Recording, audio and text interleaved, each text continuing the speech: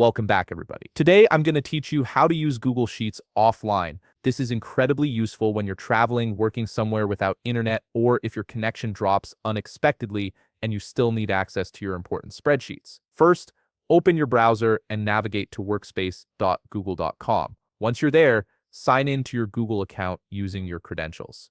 This will take you to your Workspace dashboard where you can manage all your Google services and settings. Now that you're on the Workspace dashboard, look at the top left corner of your screen. You'll see three horizontal lines, often called the menu icon.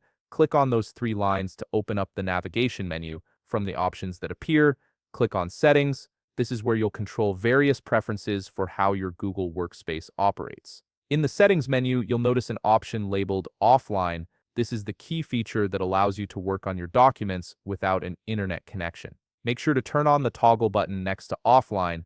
Once you've enabled it, click OK to save this change. Activating offline mode ensures that your recent files will be stored locally on your device, making them accessible even when you're not connected to the internet. Now, if you want a specific spreadsheet to be available offline, you'll need to select it individually.